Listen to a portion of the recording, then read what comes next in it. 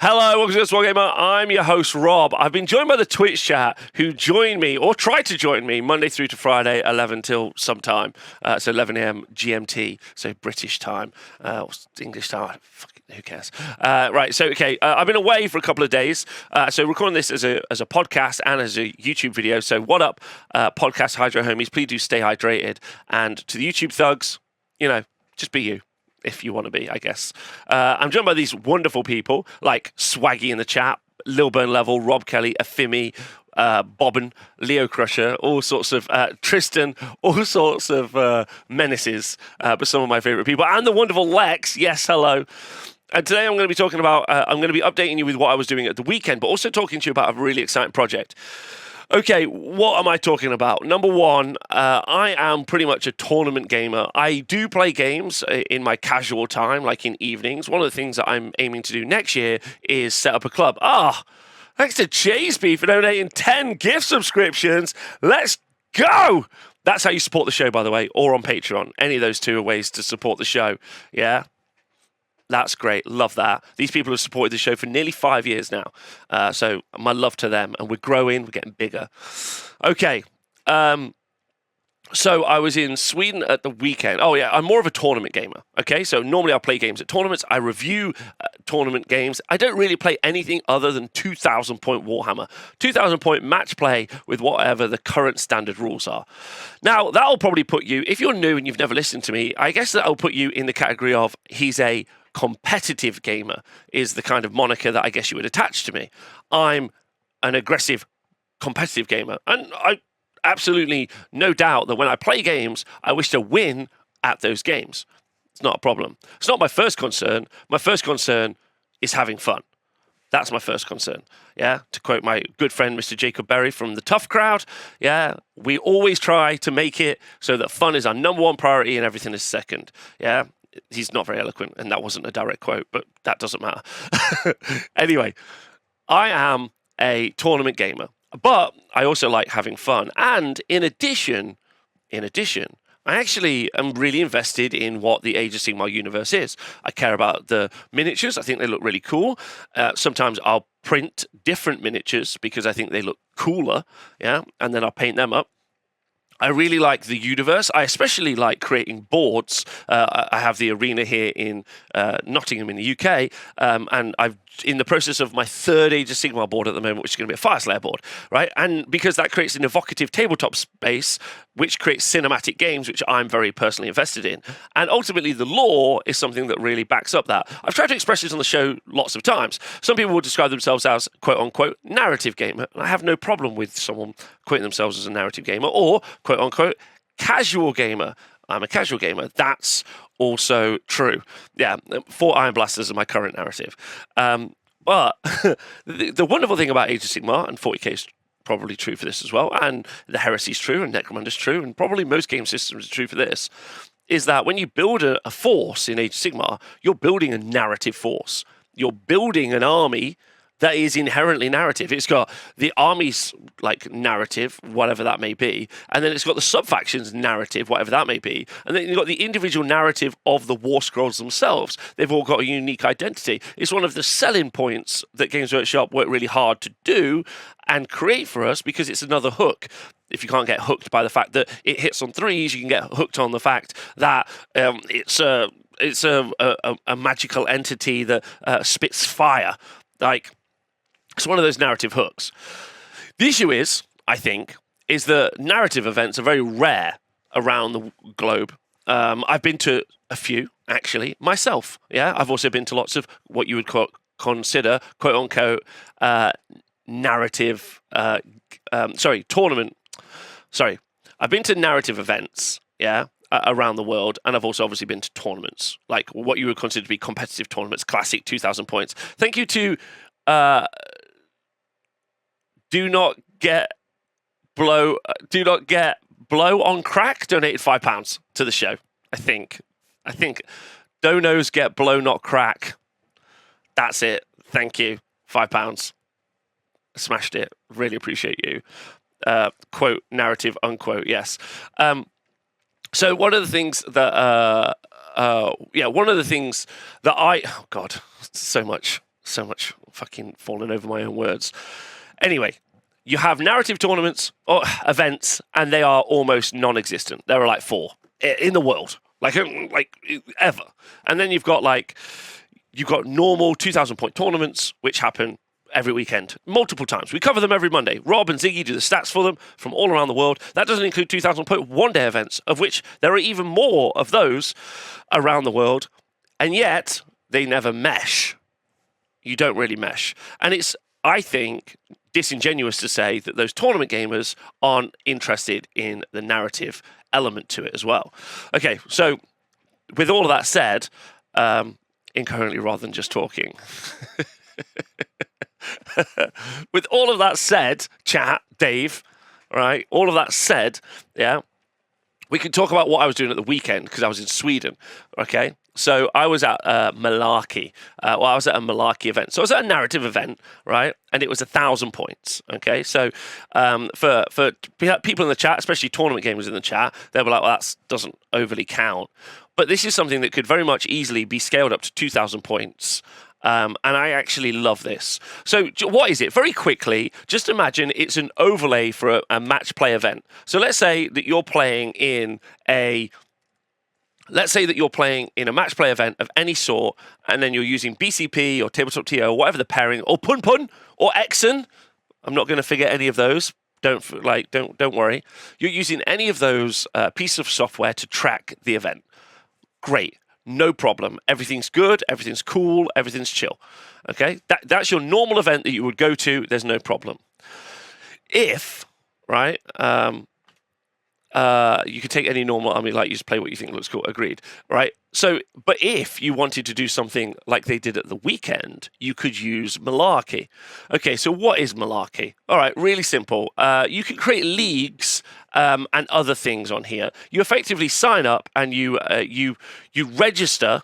Yeah, you register as being like for one of the warlords. Okay, so here are the warlords. Like for Chaos, you've got Kayla, Wyrmslayer, and Garlock's Sure Steel, and one of those other things. And then when you play in a battle, like, so this if you're just playing in one of your regular battles. So here you can see my battles from the weekend. I'll try and make this bigger, actually. Hold on. You can see my results from the weekend. You can see that I played Daniel Sundberg, Marcus Peterson, and Jo Haxon. So I played these 3 people at the weekend, and you can see what armies they were playing, and you can see that we're playing in the league, the Shadow of the World Axis.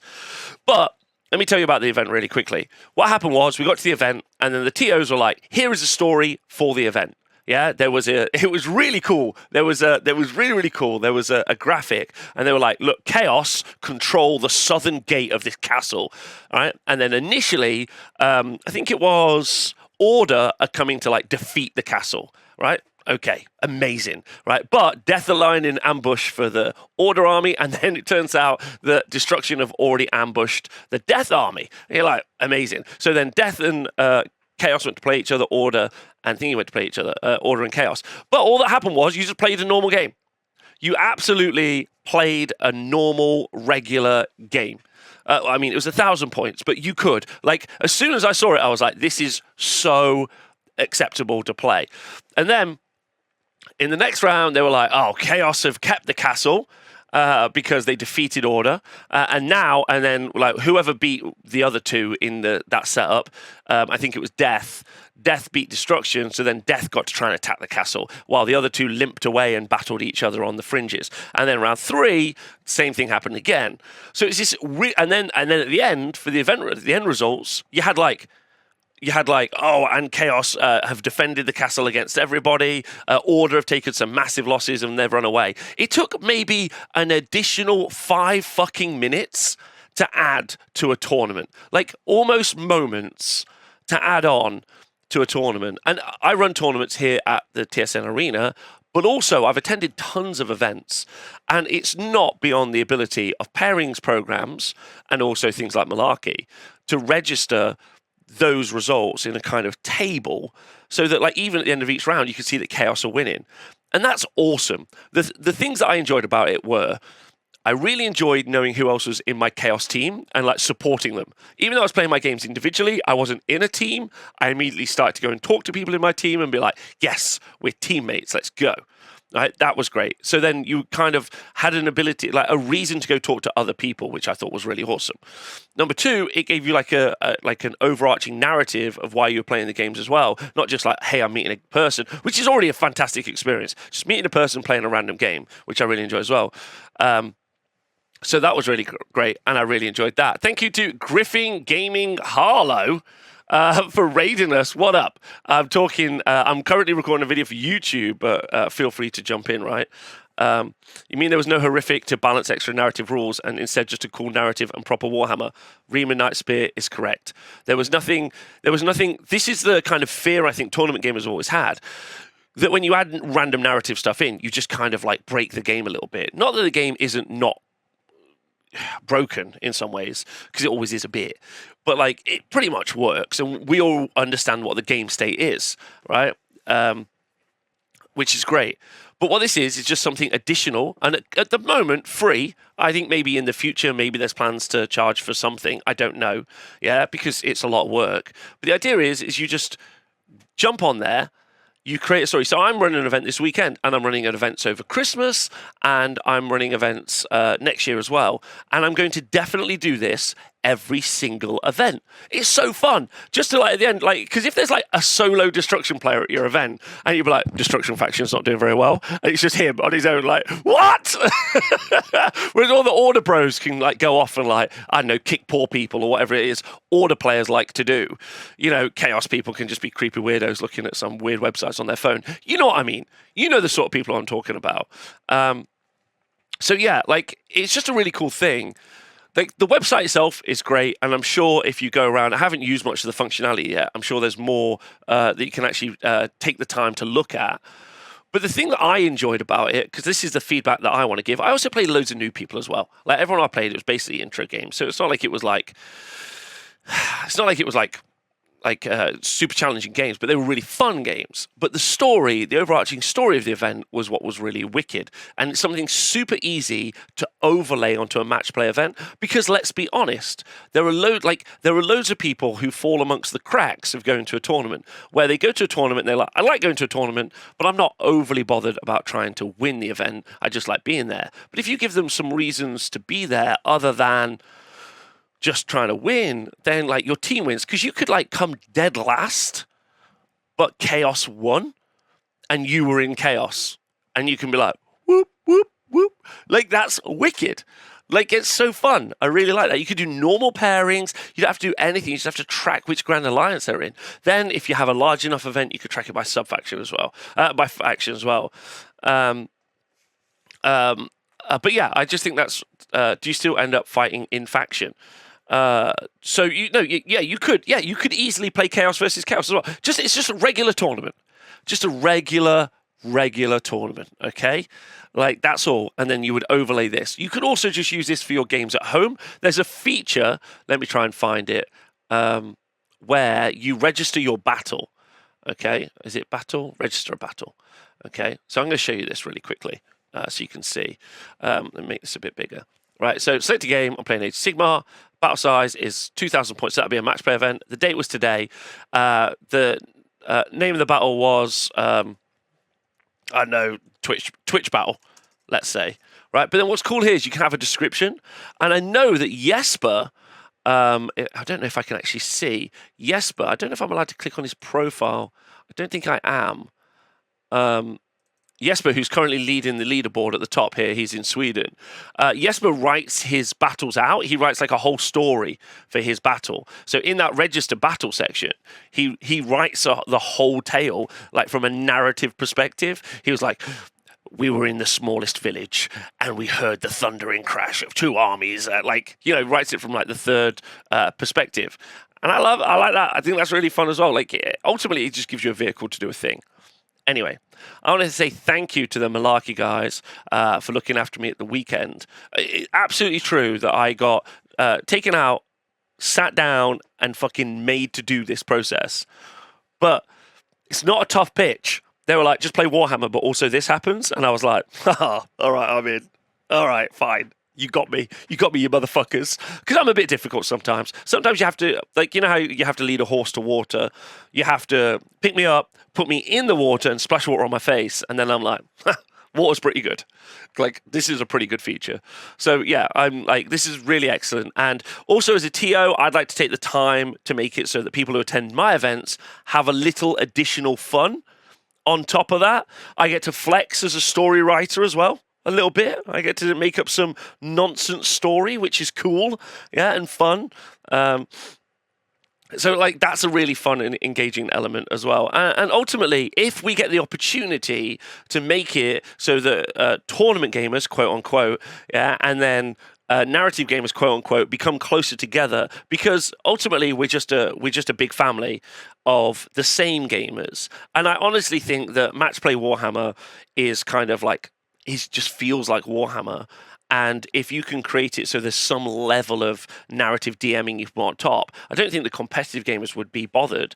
And I think that it really helps the narrative gamers feel more like they're there if you self-identify as a narrative gamer, even though tournament gamers are narrative gamers. So there we go. Rob got indoctrinated by nice people. Let's see what the chat think. Let's see what the chat think of this.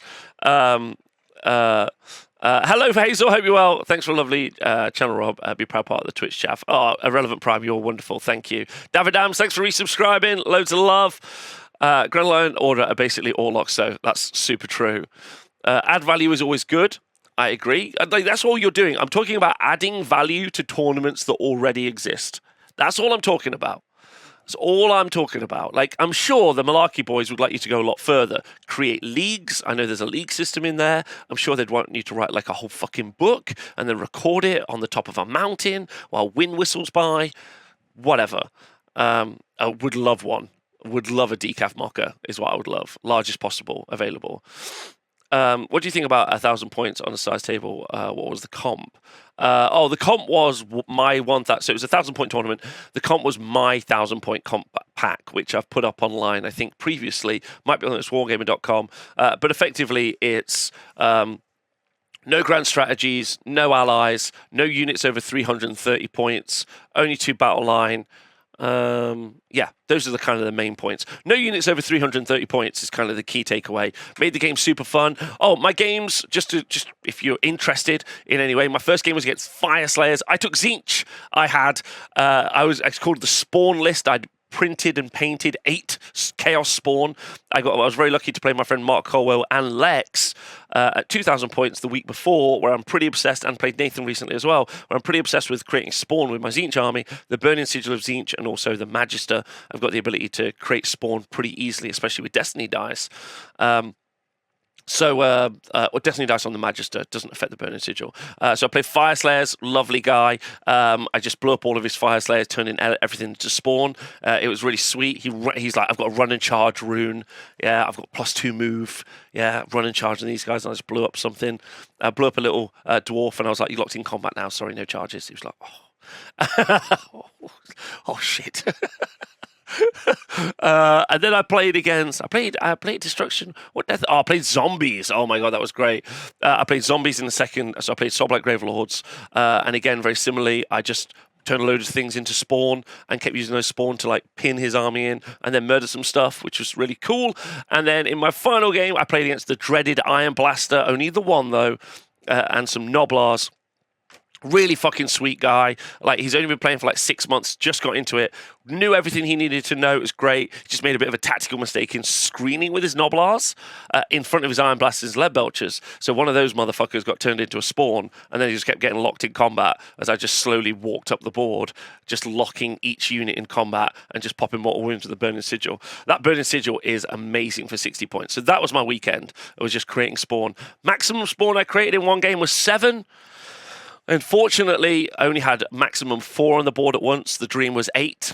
That was the dream. Then I would run out of Spawn, but it didn't happen. So more, maybe at 2,000 points, I can get that done. Spam list more like, am I right? Correct. Should have screened Noblars with the Iron Blaster. Correct. He should have. He technically actually should have. That was the bit. They should be trying narrative-centric games like Necromunda or something similarly wild. I agree. Step 1 of the Dennis system is demonstrate value. Sounds like what they're going for. Correct. Demonstrate value. That's what they're doing. I love the sound of that. Just giving you that extra thing to care about. I'm there to play competitive games, but I also love the general to have a reason to be there. This is kind of my point as well. Thanks, Johnny Thunder. Hope you're well. Really excited about seeing you both at Christmas. You're just adding to a game. Why not just add to the game that you're playing? That's all I'm going to say. Yeah, there's been a almost persistent and constant attack on tournament gamers online for years and years and years. Whack, win at all cost players, ridiculous. I hate Golden Demon, win at all cost painters. They'll spend months just painting a single model. I personally think win at all cost painters or WAPs. I can't even not laugh. I can't stand the WAP. Is what I'm saying. How do you make that many spawn? Just work really hard. I don't think Twitter gatekeepers are ready for this narrative story bop you've learned from these malarkey bunks in Tibet. The thing is, and this is important, I've always been this person, as are many of you. It's a fake it's just a lie. It's just disingenuous to say that tournament gamers aren't also narrative gamers, because they are. Like, almost all the time. Like, they're very rarely not actually invested in the miniatures and the story. And that's the takeaway, that there's also a vehicle to do this now. Right. Win at painting. Yeah, can you imagine that? Trying hard to win at painting. Right, first night wish, now narrative. Who are you? I was actually there to see Beast and Black, so FYI. But anyway, I hope you enjoyed this. Go check it out. Obviously, links to everything in below. Go check out the website. Sign up. If you are a TO, try and run an event. I know you can talk to the boys. They'll help you if you want to just work out. It's fucking easy. Just create an account, put your army in, you're done. It's super easy. And then just crack on. That's it. That's all I'm going to say. Loads of love. See you soon. Bye.